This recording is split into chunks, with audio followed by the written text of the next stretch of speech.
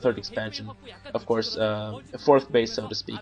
And the armory is, of course, done actually for quite some time now, but really the problem was that Flash went somewhat risky, trying to get that quick command center down, trying to get quick 3 bases, and in the meantime did not have any support units to defend those tanks, totally lacked any vultures to support, and when he got he really did not expect that to get dropped, and we will see. Oh man, and this will be a total awesome game, because I really hate when people try to go carriers, especially this is not necessarily the carrier map, which of course makes a lot of sense with Bisu's decision now to go arbiter. So we will see arbiters in this game, and dropping again. This is what I was saying, and Flash cannot afford to lose those tanks. He had them on siege, luckily for him, and in the meantime another great attack from Bisu. I totally missed this, and he is going for the front again. This is the second time that the Revolutionist does the same awesome tactic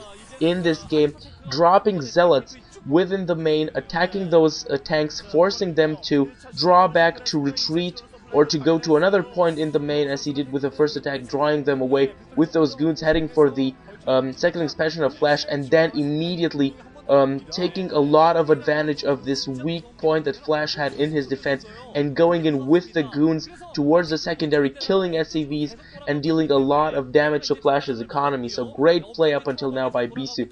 You simply have got to acknowledge that he does have the advantage in this game. He is warping in the Arbiter Tribunal, and he will be quite far ahead in this game. Of course, Flash will need that starport fairly soon now with the science facility. He will need very quickly those especially firstly vultures, so as to support the tanks, and secondly he will also need science vessels so as to EMP the arbiters. Otherwise he is a goner. By the way, that Bisu is macroing up, and he is transforming into a revolutionist Megazord very soon. And in the meantime, you see these tanks right now in the middle of the main. They finally will have vulture support, and you see some vultures will try to get by, and the vultures do manage to get by. They do indeed manage to get by. One gets sniped. I thought 2 will get sniped, but only 1 died. And indeed, Flash will be able to try to go towards 3 o'clock and thwart any attempt of Bisu to try to go for his 5th base in the meantime, meaning that if Bisu would actually be able to defend this right now, and I think he probably will be, even if he will be forced to cancel it for now, he will be able to put it down. That would make it a 5-base toss against a 3-base Terran, and that really shows you that Bisu is winning at the moment. The little monster really has to pull out something awesome out of his magic hat if he wants to come back into this one, I believe. And in the meantime, Bisu can just sit back, he can just expand, he can keep Flash back, pin back against the secondary with the troops that he already has, and just make sure that Flash slowly stars out into this game while he pours out a lot of arbiters, and of course fairly soon High Templar and Dark Templar as well, since he did go for Templar tech. Very wise decision on his part there, in my opinion. And the Terran army has finally managed to establish itself in front of the secondary of Flash. The command center is actually I actually did see this command center being built, and I just now realized he's going to bring it to 9 o'clock, and I am actually questioning this decision of him, simply because 9 o'clock is very vulnerable. Of course, if he went for 5 o'clock, it was also vulnerable, since it was somewhat remote and not very easy to defend. However, 9 o'clock, simply because it's so close to Bisu, is on the other hand also not so easy to defend. So it's a double-sided blade, so to speak, for Flash. No matter what he went for, it would not be a very easy decision. So 9 o'clock, he really has to make sure to defend it, and in the meantime, he is harassing again a little bit more, but Bisu doesn't really give a damn for now.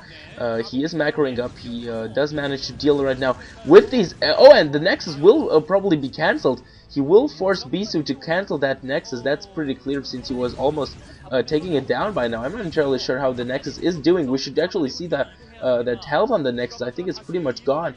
And I don't know. I actually want to see what's happening with the Nexus. But in the meantime, there's a battle right here.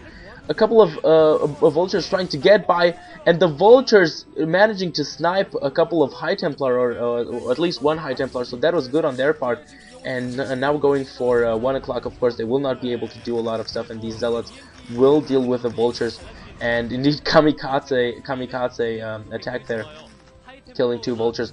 And the Nexus has survived, meaning 5 base toss very soon for Bisu. That will be really a superb position for him in this game. And in the meantime, I'm looking forward to see what Flash could do, because the Arbiters are already out, and he needs good EMPs, he needs really good play right here. And right now it will come to a very important battle, and he is coming in with the Arbiter, and incredibly he stasises the Science Vessel. Awesome play. This is a really pimp play right now from Bisu. Stasis on the Science Vessel. Man, you don't see that very often in PvT. Simply awesome. And really, the blades of ire cutting into the Terran iron like whatever you want, a katana in butter or whatever you want to call it.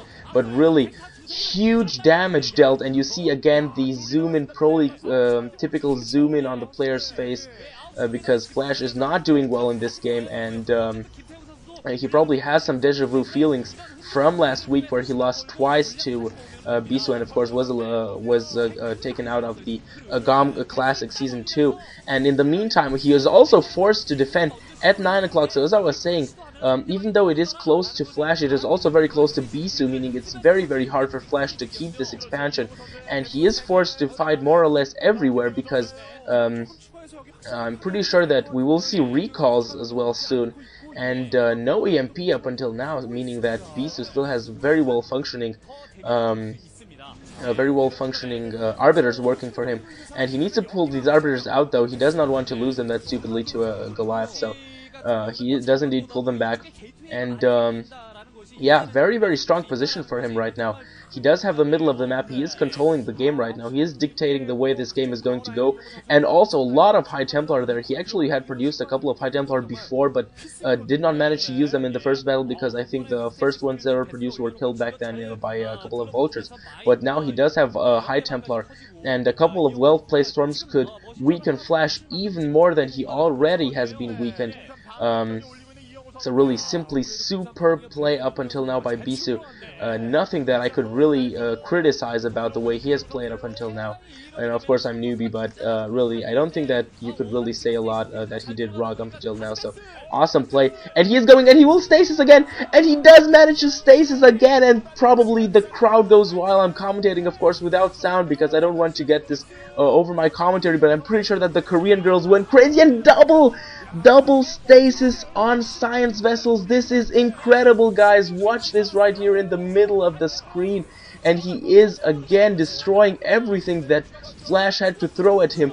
Zealots running into the tanks and kamikaze tactics, killing tank after tank after tank, and man, what a battle that was. Incredible. And of course seizing the immediate opportunity after having dealt so much damage to the Terran army to go for the 9 o'clock, to go for the economy and try to bring Flash into an even weaker economic position. And he, of course, as was expected, he does manage to end 9 o'clock. I'm really questioning if maybe 5 o'clock wouldn't have been a better idea.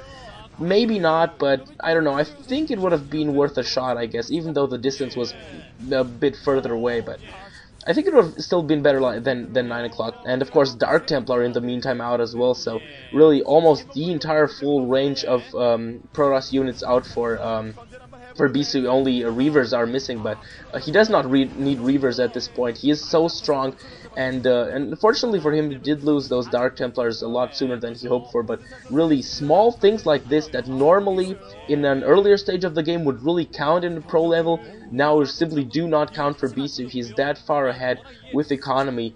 5th base already up and running perfectly, and pretty soon we'll probably even see 6th base up until the end of this game, unless Flash GG soon enough. I'm not saying that Flash has no more chances, but I'm just saying that his chances are fairly slim. They're not very good looking, fairly remote up until at this point. And you just see all these gateways. This is incredible. This is Ire right there at the top of the screen. That is Shakura's plus Ire plus all the other Terran homeworlds that Bisu has just built over there. And he is going again for another attack. And keep in mind, he